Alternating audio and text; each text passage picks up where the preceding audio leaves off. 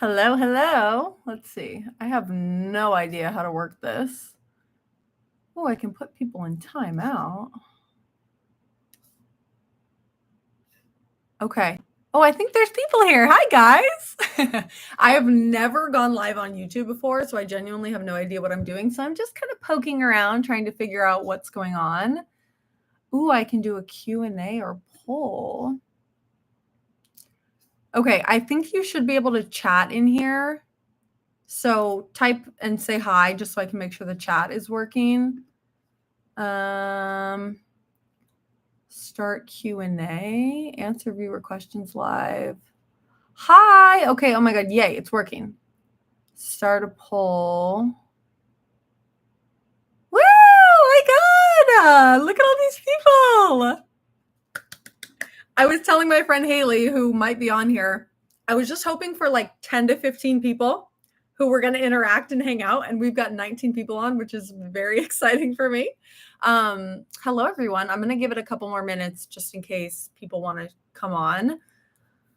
Hi, everyone. Hi there from Orlando. Oh my gosh, who wants to stay at the Four Seasons Orlando? Me. Where's everybody from? If you didn't know, I'm in Southern California, Orange County.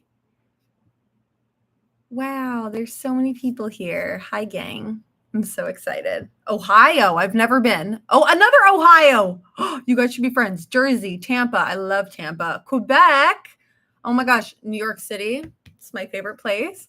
Santa Barbara. We've got another SoCal person. Look at everyone. Missouri, Alabama, California, Missouri. Okay. There's a lot of people in here who are from similar areas. So maybe you guys can have an IRL book club. I'm obsessed. Romania. That's so cool. UK, but living in Tampa. Okay, that's very different from the UK. I do love Florida, though. Germany, and it's 3 a.m. Oh my gosh, you're so nice for being on. But if you want to go to bed, I will understand that. I am a person who likes to sleep. This, I believe, is going to get saved onto my page afterwards. So you guys can go back and watch it if you don't want to stay the whole time. Oh my God, there it's 4 a.m. You guys are so committed. Okay, well, let's just get started then. I've had the craziest day. First of all, I would like to say, oh my God, this is flipped. Here's my cat, Jorah. We have had quite the day. If you didn't see on my Instagram stories, my apartment building, like my AC is leaking. And so it's going down into the floors, and the apartment below us is having like major ceiling issues where it's leaking. And like, basically they called us this morning and we're like, we have an emergency. We need to come into your apartment. So they have been hammering. They have been drilling. They have been pulling stuff. They've been taking the walls down. They've been taking the floor out. It's been nuts. The cat has been petrified and scared and hiding under the bed the whole day. Plus, I had to take him to the vet. And he hates, well, now he feels better. He hates going to the vet. He hates being in the car. So he's had a very rough day. So we've had a stressful day. But you know what? I have been looking forward to this for like ages. I know he's okay. He had like what they call a hematoma on his ear. So it was like this big fluid filled thingy, which is like so gross, but they drained it out. He's doing okay. Now he's over there just being a cute little boy. Okay, so I wanted to start by just going over some like housekeeping stuff. I'm sure most of you are already in the Fable group chat, but if not, I should have everything linked below. I don't know how to check that, but the Fable group chat is linked there. And then on my Instagram, I have a broadcast channel, which is just on my profile under Book Besties. Some people were saying they couldn't access it. I don't know if that's because like not all countries are getting access to that feature yet or what it is. I try to update my stories similarly. It's just like an extra little fun thing, but make sure you're in the Fable group chat and the Instagram broadcast channel. And then also, if you want to follow me on TikTok, I have a regular TikTok, which is like fashion, beauty, hair, makeup, nonsense. And then I have my book talk, which is Books with Niki. So there's all the places you can find me. Okay, so we're going to start with a June reading wrap up. Everybody comment and let me know what you've been reading in June. Obviously, The Summer of Broken Rules was our June book club pick. I started this a little bit late towards the end of May, so I actually finished that in May. But I'm in like a major reading slump, you guys. I have read only literally like 1.5 books in June. I've also been really busy, so that doesn't help, but let me tell you about what I've been reading. Okay, so first one is Rival Darling. This is a YA sports romance. My bestie recommended it to me. It said it was really fun. I liked it. I ended up giving it a 3-star. It's not spicy at all. So if you're looking for something similar to like this Summer Broken Rules level of spice, there's like kissing and stuff, but it's nothing crazy. This is about a girl in high school who she's from California, but she moves to like Minnesota or something where it's like cold and freezing because her mom's like out of the picture kind of and dropped her off there with her uncle. And she's dating the hockey player, like the star hockey player at her school, but he ends up cheating on her. Spoiler alert, it happens in like the first couple chapters. And then she was like, okay, well, I'm going to get back at him by dating the main guy at the rival school. And he is like super grumpy, scary to everyone else, like intimidating, handsome, but he's actually so nice and he like loves her. So this book was really cute. It wasn't like anything groundbreaking, but I thought it was really cute and I really liked it. The second one, this one, let me show you the cover. Okay. If any of you have read this, I need you to encourage me to keep reading it. I'm probably halfway through. I've been switching to and from the audiobook, but my boyfriend has been reading this series. He's been obsessed with it. And that is Red Rising. It's not showing up, so let me get that to show up. It's Red Rising. I've heard amazing things about this. A lot of the major book girlies love it, like Haley Pham. If you guys watch her videos, she really liked this series. It's like a sci-fi book, and I think I maybe don't like it because the main character is a man's POV, which I've never really read male POVs. Like, I usually prefer a strong female badass main character. Also, oh my God, I don't know if I can cuss on live. I'm going to have to be good about that because I have a sailor mouth. This is about these people. Okay. They live on Mars. They have different levels of society and like hierarchy based on colors. So this main guy, Darrow, is a red. So he works in like the mining colony and like helps them get helium and stuff to build the town in Mars so that it's suitable for people from Earth to like come over and live there. And the golds are like the top high level rulers. Okay. So he ends up finding out that not only are the people already inhabiting Mars, that his reds, they're just slaves. So he has to kind of break out and go figure out how to, you know, infiltrate the golds and take over and get freedom for his people. I just can't get into it. I don't know if it's the writing. I don't know what it is. This has put me in the biggest reading slump, but I promised my boyfriend that I would read it and he like was obsessed. So let me see what you guys are saying. I don't know. Let's see. You read Red Rising, had moments you enjoyed and some found our DNF the second one. Yeah, like I honestly kind of want to DNF it, but I feel bad because I told my boyfriend that I would read it because I made him read all of the ACOTAR series, Fourth Wing and Iron Flame, and now I'm trying to get him to read Throne of Glass. So he's like, I've read all your books. You need to read my books. Okay, let's see what everybody's reading. Mind F series I've heard is so amazing. Okay, Chestnut Springs. That may or may not be our next book club pick. Okay, The Housemaid. My hot take is I did not like the first Housemaid. I thought the writing was awful. I thought the characters were insufferable. People are ride or die Frida McFadden. I also read The Inmate, and I like that one, but The Housemaid didn't do it for me for some reason. Court of Silver Flames. I love it. Court of Wings and Ruin and Silver Flames, obsessed. Okay, Keeping 13. Guys, if you have not read Binding 13, Keeping 13, those are the only two I've read in the Boys of Tommen series. It's so freaking good. Very, very highly recommend. Obviously, Iron Flame, amazing. Fourth Wing, amazing. Oh, I heard Windy City series is good. I'm going to need to come back to this chat and like write all these down when we've got some fantasy in here. Okay, a lot of people, I feel like in our group, our book club group, read and enjoy fantasy. So as we get closer to like fall and spooky season, I definitely want to do a fantasy book altogether. Okay. So that is everything that I read in this month, which is not a lot, but you know what? It's okay to have a slow month. So everybody tell me what your overall book rating was for the Summer of Broken Rules. We're going to get into it. I ended up giving this a 5-star. I absolutely loved it. I felt as though it was a little bit YA, young adult. I'm not the biggest young adult reader. I typically like a lot of spice in my books. I like for it to have a plot, but I just like a little bit more like mature characters. But let me know what you ended up rating it. A lot of people, from what I could see in the Fable group chat, were leaning towards like a 3 to 4, which I actually totally get. I know some people who didn't really love this book. I think also partially the reason that I really liked it is reading it with you guys, because like going through and chatting after every single chapter in the Fable group was so fun. I've never done that before. And it was really interesting to see like everybody's takes on everything.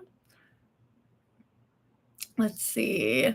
3.5, 4.55, 3.5. So it looks like it was mostly 3 and above, which is good. The way that I rate books is 3 means, sorry, I keep like burping in my stomach. Like I need to sit up. Okay. The way that I normally rate books, if it's a 3, that doesn't mean I disliked it. It just means I may or may not recommend it to you based on what type of reading you like. If it's a 4, I'm usually probably going to recommend it. Like I think it's really good. If it's a 5, like I'm obsessed and I loved it. So this one was a 5. I'm obsessed. I loved it. Maybe realistically it was more like a 4, but in my heart it was a 5. Enjoyed it, but it wasn't fully memorable. I can agree with that. When I was, I don't know if you guys are the same, but after you read a book, you just like forget everything. Because I was trying to make all these notes. Like I have a big notebook of everything we're going to talk about. And I was like, I don't remember anything. But okay, let's do a quick summary. So I didn't write this down. I'm just going to spitball it in case anyone read it a long time ago like I did. So basically this is about Meredith. And she went to Martha's Vineyard for her family's wedding, Sarah and Michael, I believe, her cousin. And it was like this beautiful, idyllic setting. We'll get to that in a minute, but she was there with her whole entire family. I love the setting. And they were there for the wedding, but her sister Claire died 2 years ago, which was really sad. So it was very hard for her to return back to Martha's Vineyard for this. But then she ends up meeting, obviously she sees her family and sees her friends and stuff, but she ends up meeting this guy, Whit, who is the groom's stepbrother. And she just like kind of was like, oh my God, he's cute. He's new. I think she was looking for a little bit of a distraction because she just broke up with her loser ex. But I think they actually did have a substantial relationship. It seemed like they got together really quickly. I know that was a lot of people's kind of like criticism of the book, was that it seemed like the two of them got together really fast. But I feel like that just spoke to the setting and the summer fling. Like sometimes you just find a summer fling and you just immediately go 0 to 100 with them. But they play this game of assassin, which is with water guns. It sounded so fun. I'm super, super competitive in real life. So that was like my dream. And they just like go through the whole weekend or the whole week doing all the wedding stuff, hanging out. She's showing him around the island. And then obviously, spoiler alert, if any of you haven't finished the book, I do have to tell you, you should probably leave. It turns out that he actually knew her sister Claire. So that was a big plot twist. A lot of us in Fable kind of figured that out, that he might know her somehow. I was like, maybe he used to hook up with her, but I feel like that would be like too hard to come back from. But it turns out the night that Claire passed away, Whit was there with all of them at dinner. And that was when Claire found out his name was Stephen, and she was trying to set them up, him and Meredith. And, so that seemed to be like the big shocker moment of everything. Also that she knew, or that she had him as her assassin target and then never told him. That was a big thing. But then in the end, happily ever after, everything worked out. So let's get to the questions and the chit-chatting. Let's see. Yes, I love that it was Kindle Unlimited. I literally want to play Assassin so bad. It seems so fun. Okay. So first I wanted to talk about the setting, because I think that was probably my favorite part of the book. I really love good world building, but I don't love world building when it's like too, not distracting, but like boring in a way. But I felt like the author really worked in the magic of this farm into the whole storyline.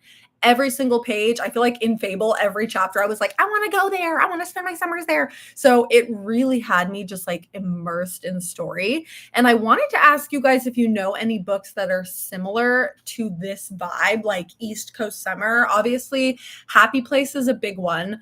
I did read that. I didn't love it. I ended up giving it a 3-star, I believe. I just didn't like some of like the characters and the plot lines, but it was again a super dreamy spot. And I think I was a little hard on it when I read it. But some stuff about the dialogue, like we can save that for another video, but I just didn't love it. But Happy Place is a good one if you want similar vibes. Also, obviously, like The Summer I Turned Pretty, but I haven't read, oh, the other one that I read is called The Infinity Between Us. That's like a, what would it be? Second chance romance, like childhood friends to lovers situation. That was also set in like a beach house side vibe. I'm looking at my bookshelf. That one was really good and it was pretty spicy. But let me know if you have any others. Let's see.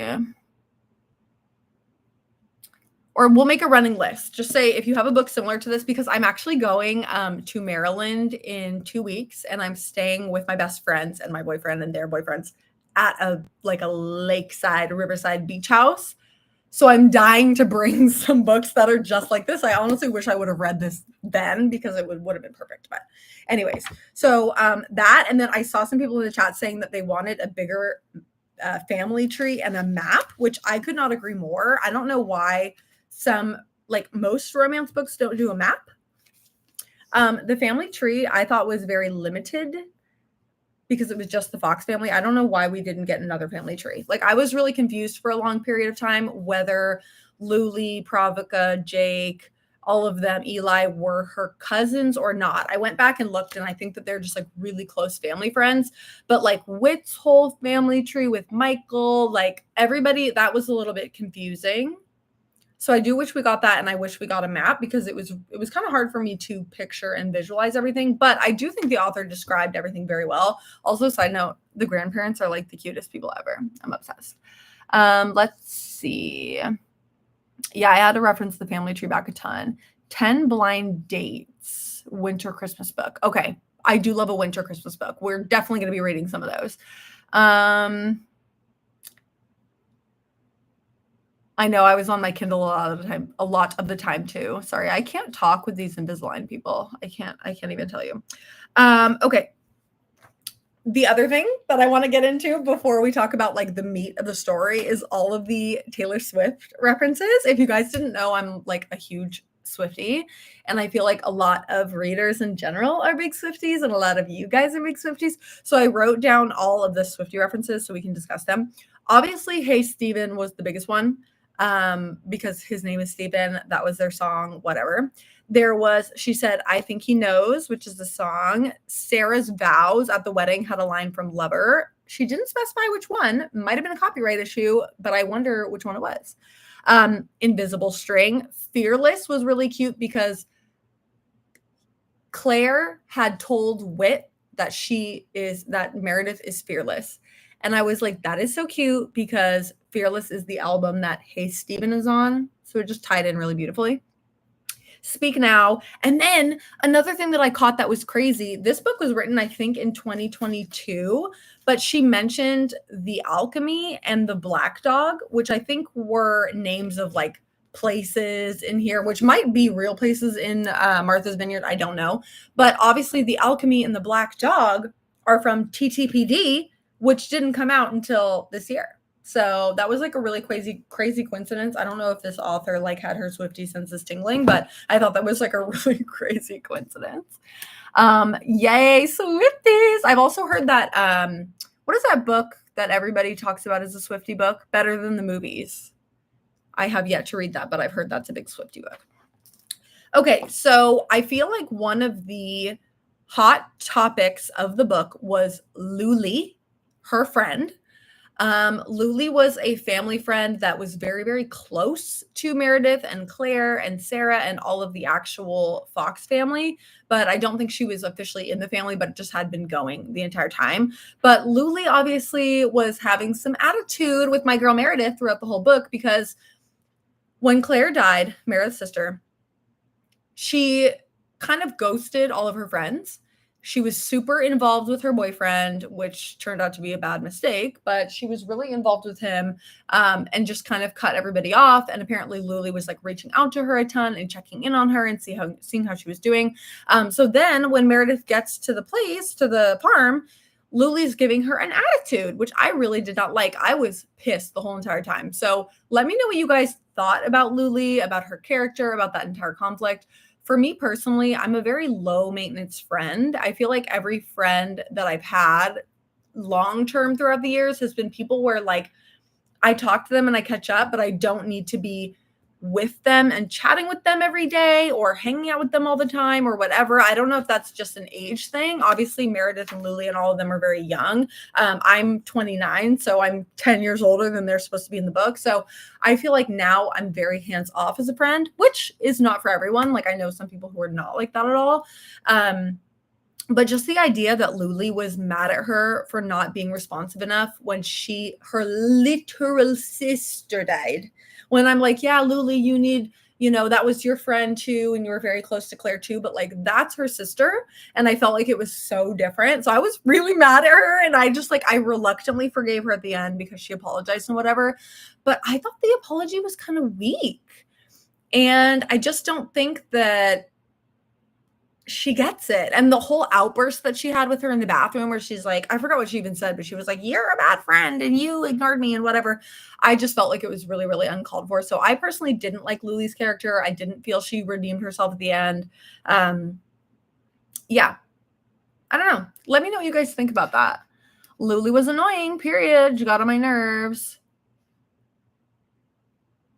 Helped her get to Wit at the end. Remind me what happened. See, I've already forgotten what happened in the book. Let's see, what else did I have on Luli? Yeah, I don't know. I was just on Mare's side through the whole thing, and I felt like she had to give her some grace. Like she was being really hard on her the whole weekend, and especially with the way that she like yelled at her and gave that big outburst. I thought it was super uncalled for. I thought it was super unfair. And I know she's obviously going through some stuff on her own. It seems like Luli just has like some anger issues, like she needs therapy, like we all do. But I don't know. Oh yeah, she drove her to the ferry. Okay, yes, that was sweet. So that was like after they made up and she's like, let's go get your man. And I get why she was a little bit like concerned about her and Wit because they did move really fast. I just don't know. I feel like neither one treated each other right. I can see that. I do think that Meredith probably needed to just address things with Luli. I know she kind of tried to, but it does suck to be on the receiving end of somebody like not responding to you and stuff. But in my opinion, I just think that Meredith, like, she should get a big free pass because of such a traumatic event happening to her. Like, not only was Claire her sister, she was like her bestie. So I think it was just like kind of a tough situation. So speaking of that, obviously a lot of the book touched on the topic of grief. And I'm interested to see if you guys thought that that was done well, how you thought that was navigated throughout the book, because I've also read, there was this other book that I hated that talked about grief a lot, and it was The Dead Romantics by Ashley Poston.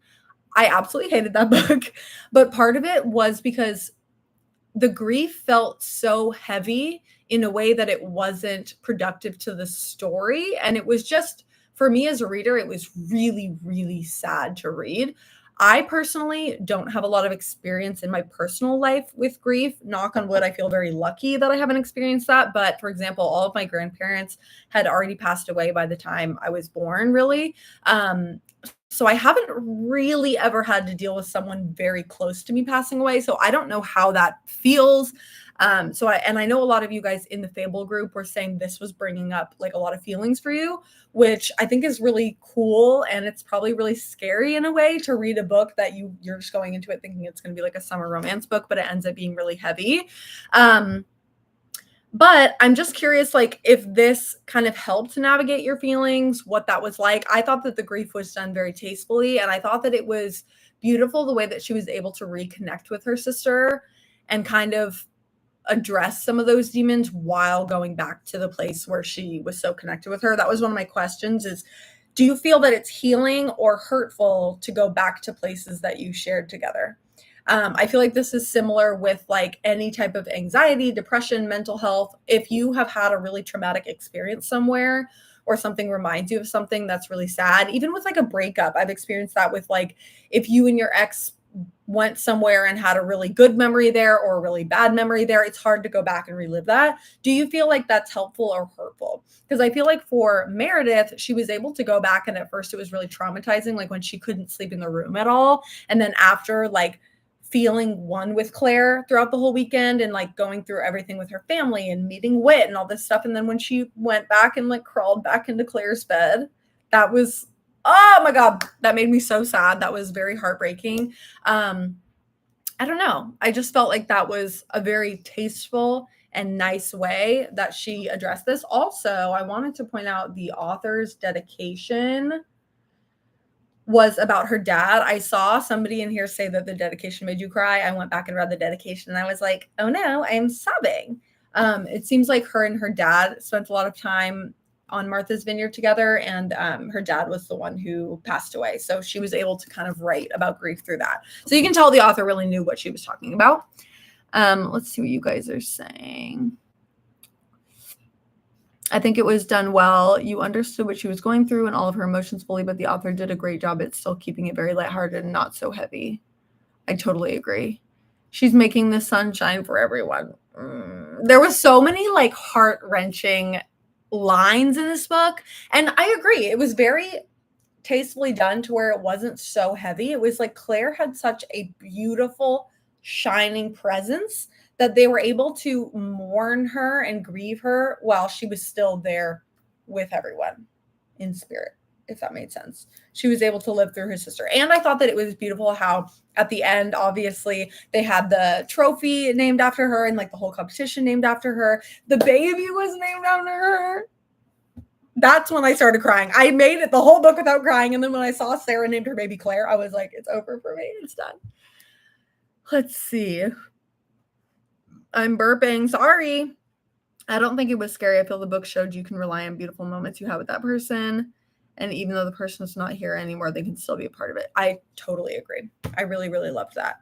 A side note, do you guys annotate your books? Because I think I might start doing that with book club books so that I can have better notes and everything. I've never annotated a book. It feels so much like high school to me. I remember having in AP Lit having to like annotate everything and I hated it. But I kind of want to try and annotate the next book. We'll see. One last one. KL wrote about Meredith's grieving process, lighthearted while discussing memories. Yeah, annotating gives me anxiety. I hated annotating in high school, but I also hated reading up until literally a year ago. So love that. Okay. Let's talk about our male main character, Mr. Whit. So I loved Whit from the beginning. My ideal male main character in a romance book is I want a guy who is very much like golden retriever energy, but I want him to have sass and I want him to be really flirty, but not like a grumpy flirty. You know what I mean? Like Whit was the perfect leading man in my opinion because he gave her like some little like sassy little, you know, kind of little, what's the word I'm looking for? Like smut-esque jokes, you know, like he was kind of pushing her buttons a little bit and he was like, oh, you have a knife, like you're gonna try and stab me, whatever. I just thought that it was really cute.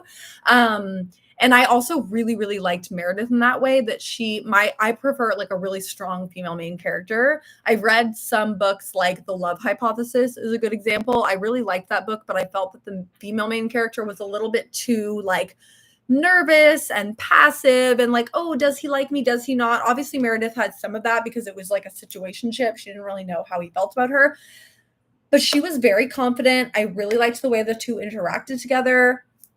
I just overall thought they were very, very compatible. A lot of people really had a problem with how fast their relationship moved, which I do understand. But like I mentioned in the beginning, I feel like when you get to a summer romance, like shit goes 0 to 100. You know what I mean? Like everybody had a little cabin on the farm. She would go sleep over, you know, and it wasn't too physical. I felt like they did a pretty good job of moving like quote unquote slowly with that. Obviously doing anything within a week is fast for a lot of people, especially for that age when they're 19 years old, 18, 19. But I felt like it it fit the storyline the way that they move so fast, because when you are in like a summer setting like that, it's just like a time warp and you feel like you're far away from reality. Plus, she was like rebounding a little bit, which might be problematic. She was rebounding from her ex, but that's okay.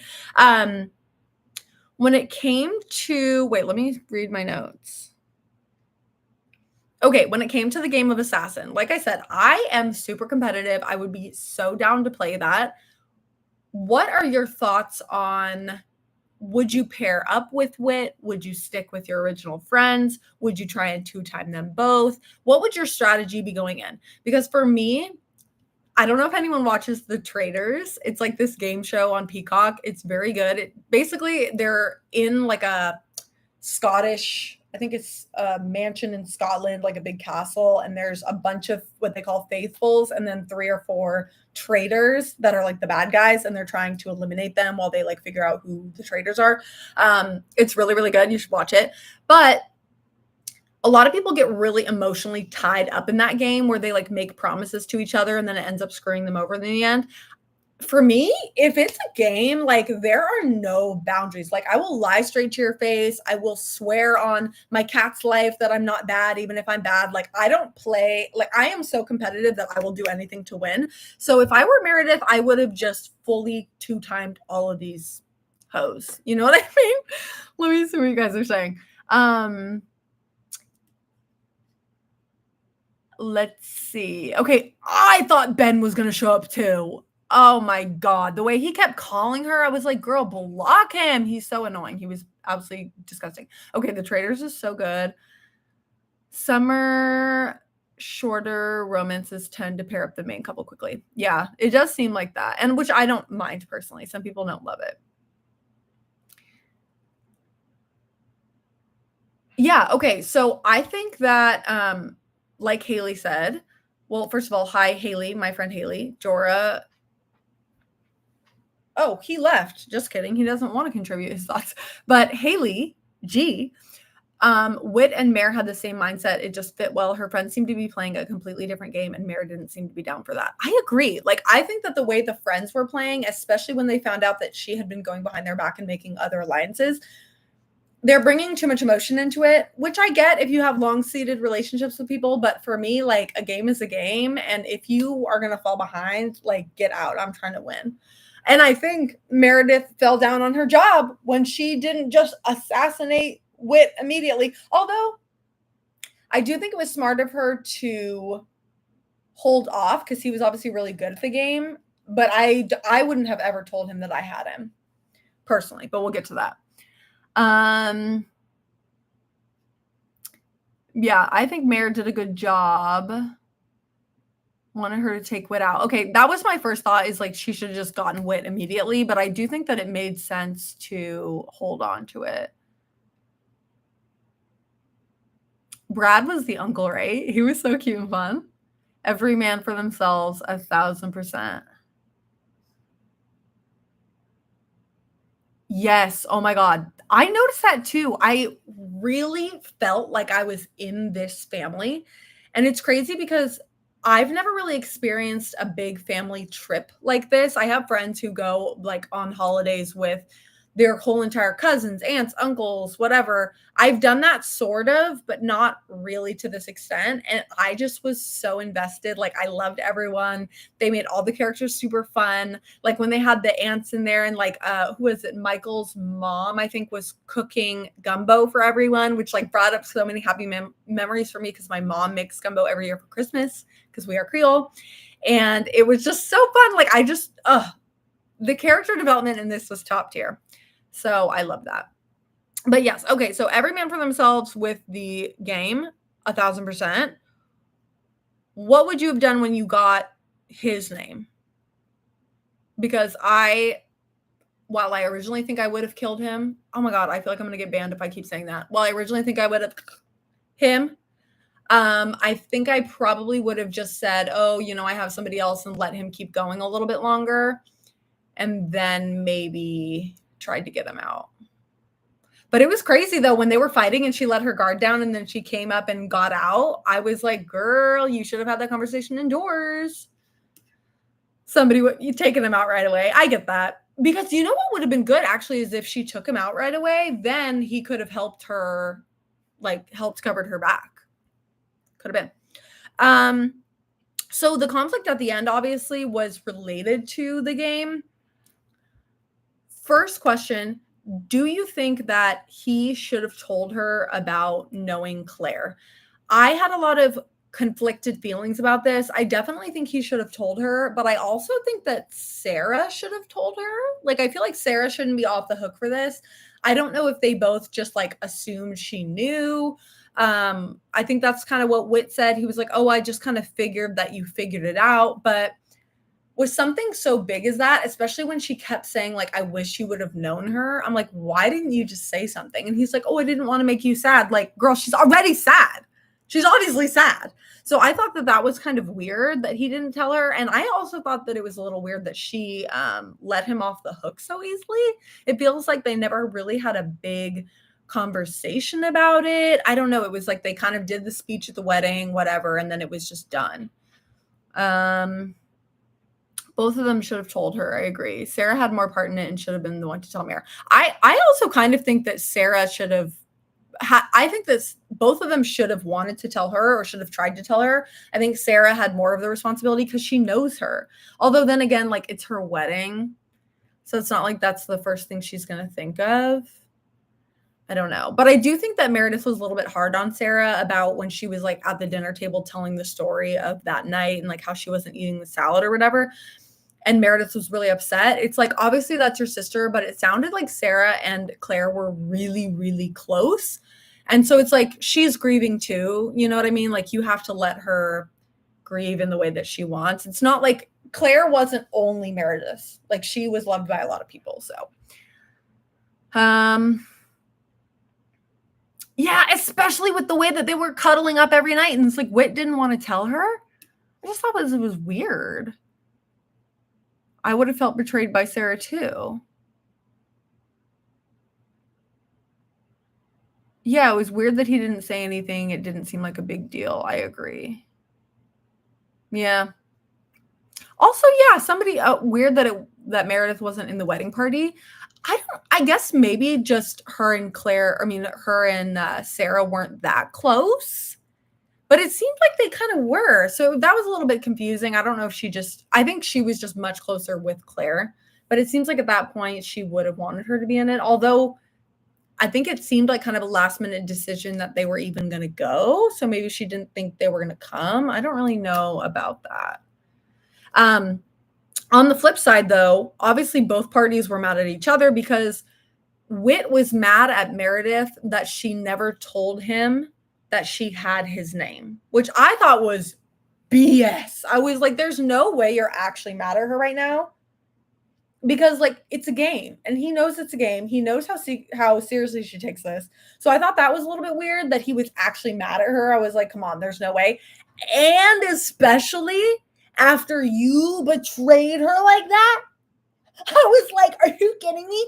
There's no way that like after all of that, he was like, oh, and by the way, I'm still mad that you didn't tell me you were going to assassinate me. That was stupid. I'm getting a little bit delirious because it's hot in here. We don't have our AC. So ignore that. Also, side note, look at this cute shirt. For anyone reading Fourth Wing or Iron Flame, I'll link this on my Instagram stories after I get off. But it's from Etsy. How cute is this? I need more bookish merch. So I'm going to maybe I'll just like do some ordering after this. Let's see.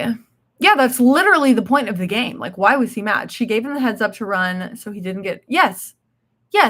There's no way I stand by that. There's no way he should have been mad. That was one of my only problems with the book is I felt like that was a little bit of a forced conflict. Like, I kind of thought that she could have written in a better conflict for the ending. I was waiting for something more to come of that.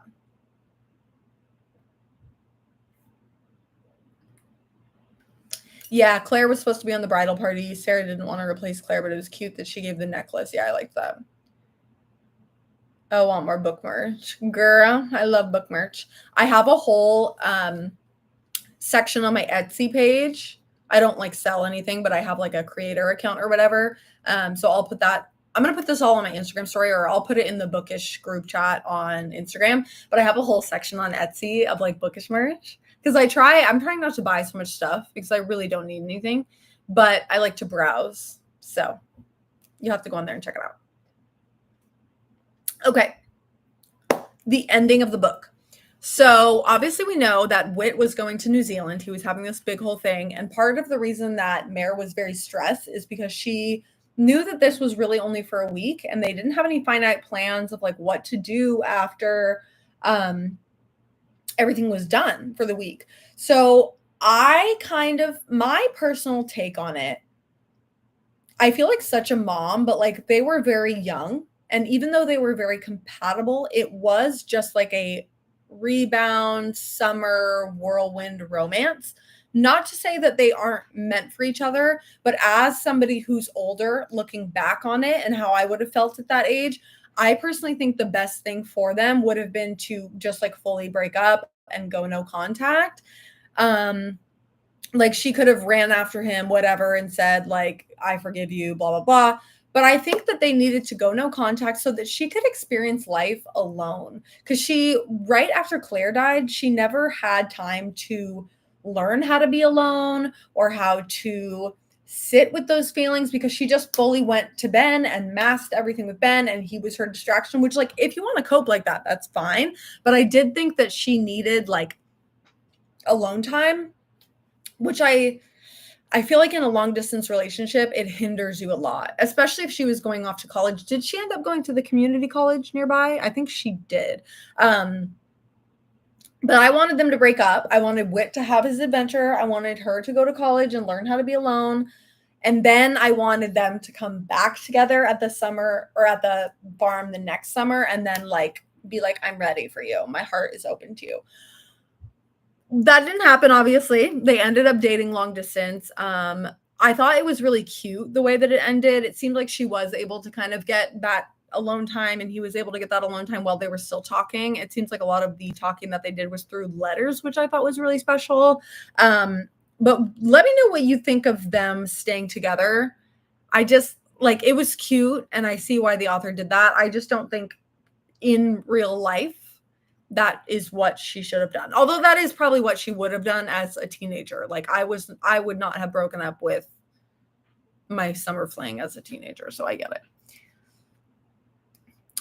Made the right choice not to follow him. 100%. I'm very glad she didn't go to New Zealand. Visiting him, cute. Yeah. I'm glad she didn't go with him either. They could be friends with the no commitment part being so strict.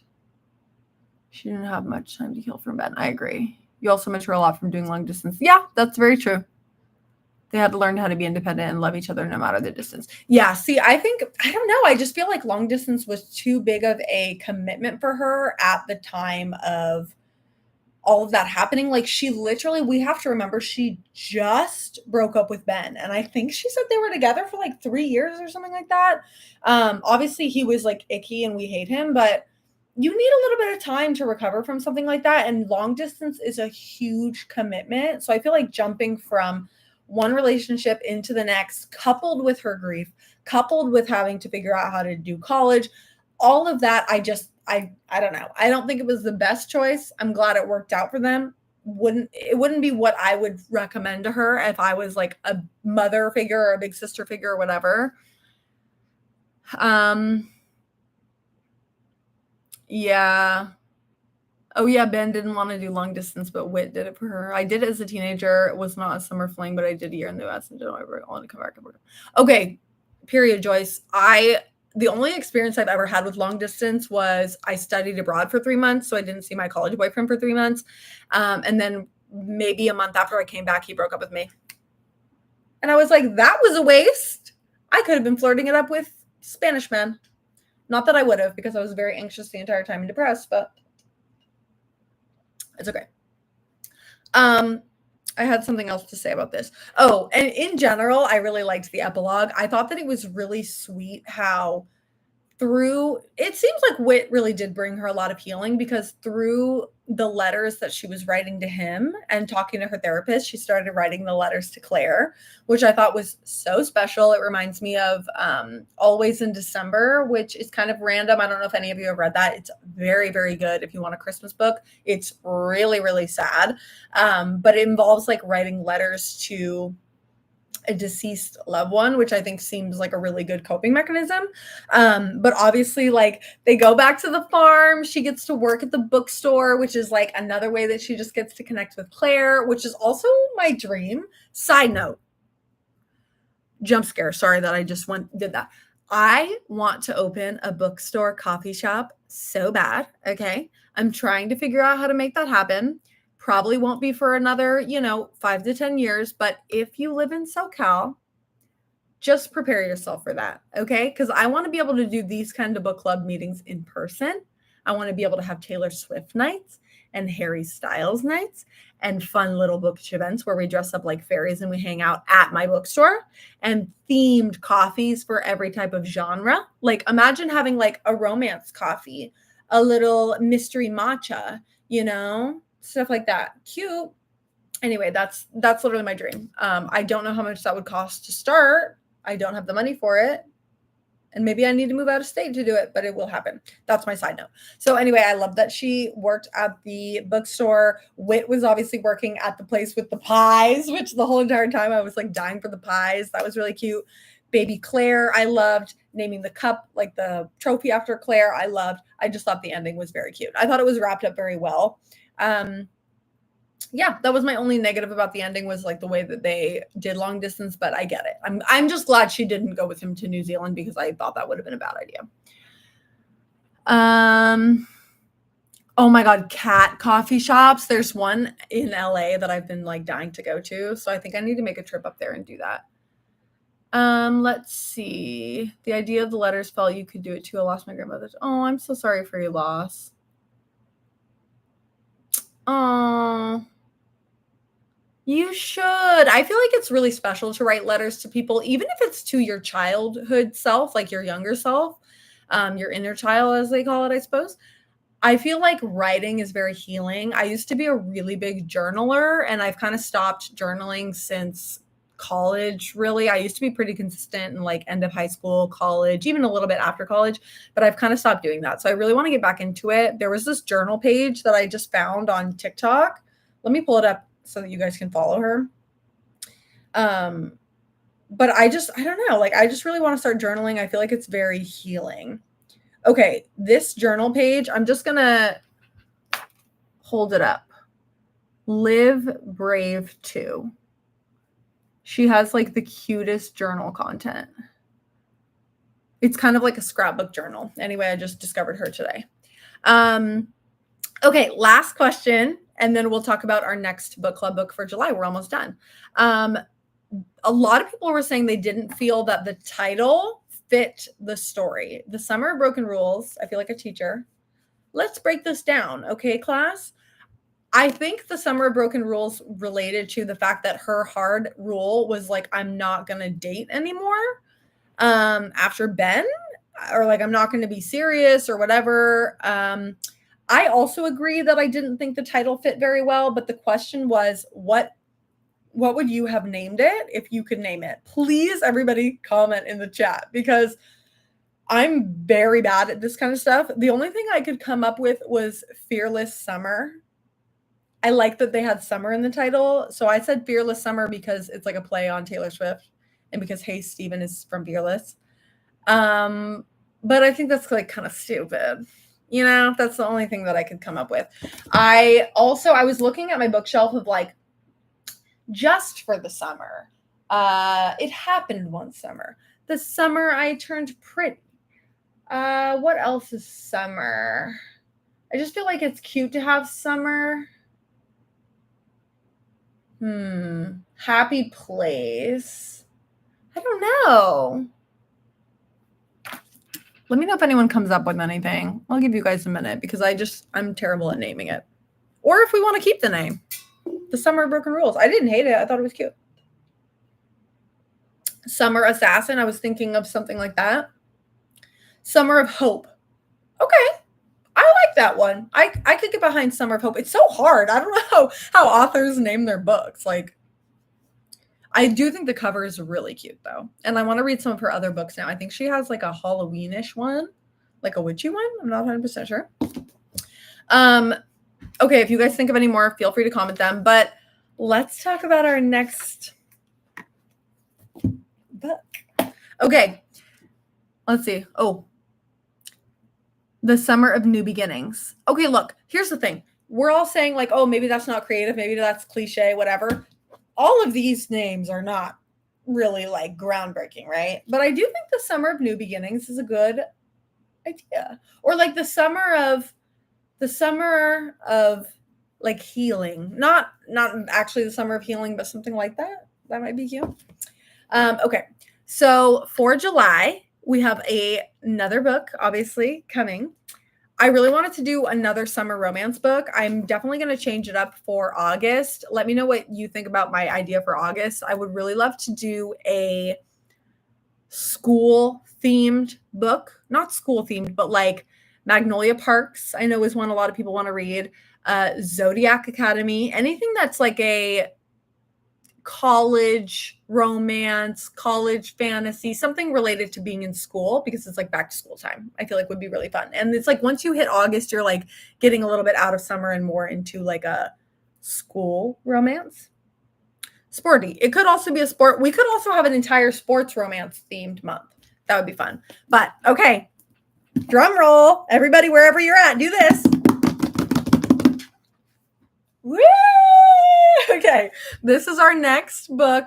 I didn't send the poll to the Fable group. I'm so sorry. I sent it only in the Instagram chat because I didn't know how to do it on Fable, and also I did this last minute. But next time, I will also include it in Fable. But if you're not in the Instagram broadcast channel, go join it if you can. Okay.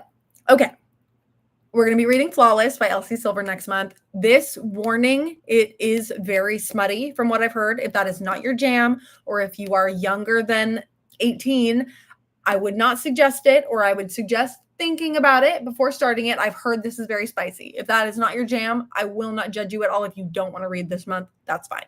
Because obviously last month wasn't really smutty. Okay, Haley says, love this series so far. I'm on book 3. I have heard so many good things about this. I've done a bunch of TBR videos on my book talk account saying that I want to read this. I think I literally have put it on my last 3 months worth of TBRs.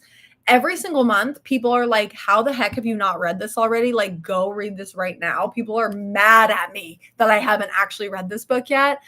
This is a series. It's the first out of 4 books, I believe. We'll probably not continue it in the book club unless everybody's obsessed, but I think this is like an easy quick read. Let's see how many pages it is. Epilogue starts on 359, so it's a little bit long, but I think that it's very like, oh, I accidentally opened it to a page and I saw the word that starts with a P that references a female's anatomy, so this is obviously going to be really spicy. I've heard it's really good. So let me give you a synopsis. I'm just going to read the back so that you know what it's about. Ready?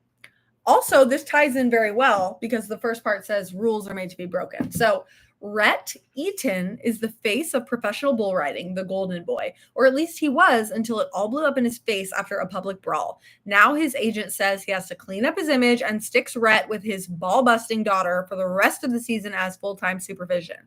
But Rhett doesn't need a gosh darn babysitter, especially one with skin-tight jeans, a sexy smirk, and a mouth she can't stop running. A mouth he can't stop thinking about.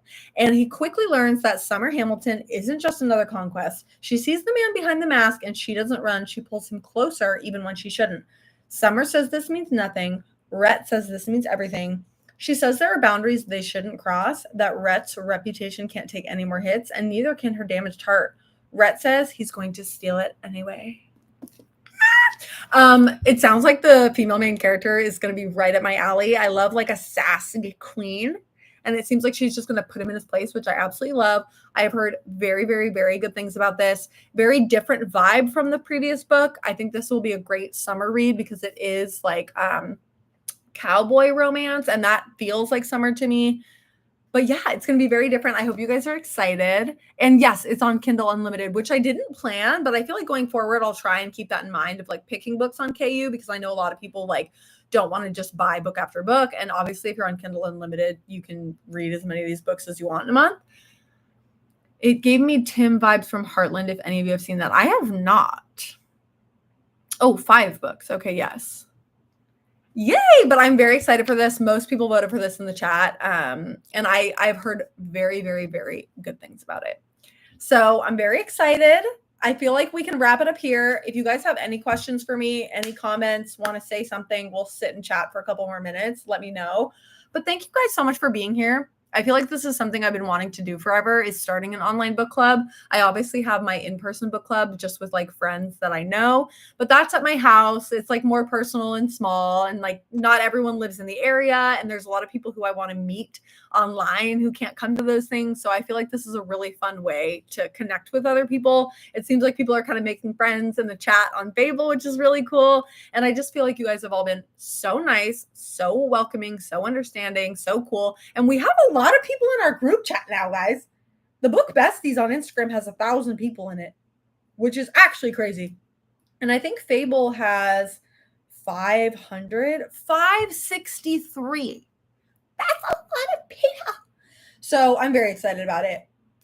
And I feel really grateful. And there was also more people on this live stream than I thought. So I'm really happy if you joined. Thank you so much. You guys are so sweet. Thank you, everyone. Also, shout out. Hold on. I need to tell her hi. I forgot her name because I'm bad at names. Shout out to my queen, Evie, because I said I was really nervous to do this.